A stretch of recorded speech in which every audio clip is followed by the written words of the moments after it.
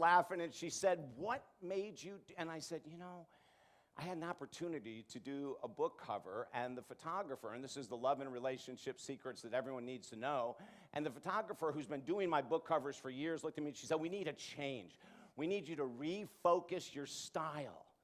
Isn't that interesting? I mean, my whole work is on focus, and here's someone saying to me, "We need to refocus your style." In other words, David, you're back in the 80s. We want to bring you up to date. And so we did it. Let me ask you a question. What area of life do you feel that in psychology that's called dialectic behavioral therapy, and it says this, and tonight I'll be going into examples with love and relationships.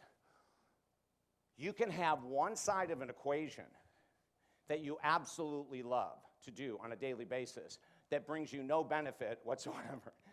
Isn't that interesting? Like, you can have stuff that you do that you love, but that doesn't bring any kind of benefit into your life.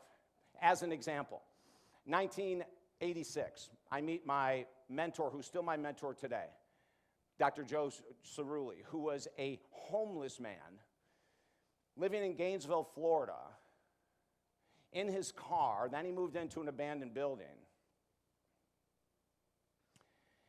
And one day he went into a convenience store and he wanted to buy a Diet Coke. This is in the 70s.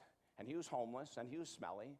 And he walked in and he went up to the counter and he put his pennies down that he had collected. And the person brought the drink to him and put it down and counted his pennies and pushed it all back and said, "Get out of my store. You're 2 pennies short." Joe took it off the counter, put it in his pocket, and with his head down, made his way through the crowd to get out the door. He doesn't know why he did what he did next.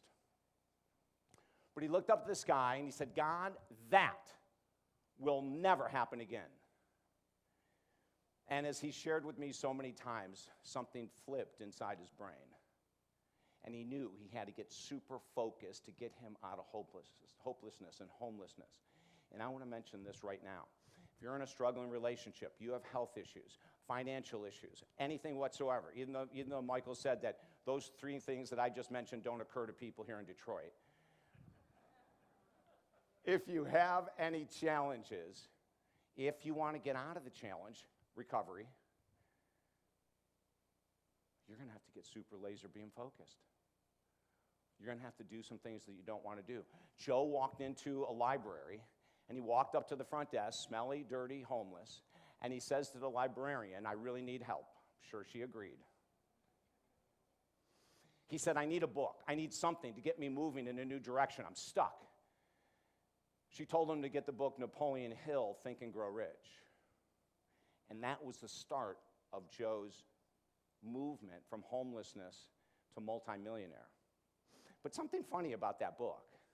Do you know that nowhere in that book does Napoleon Hill ever say you can think and grow rich? Isn't that fascinating?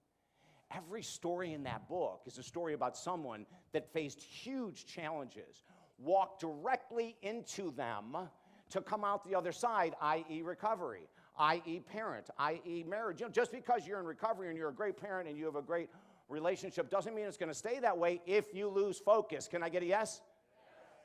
This isn't something that we just grab for 30 days and then walk away from.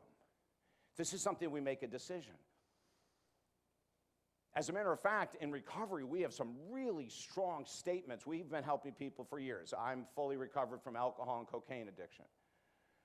25 plus years as an alcoholic, doing the work I'm doing as a counselor, life coach, minister, speaker, author, still the same guy, just a raging addict, alcoholic.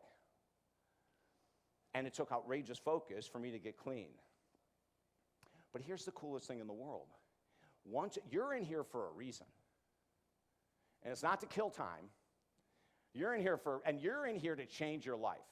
You desire something you don't have.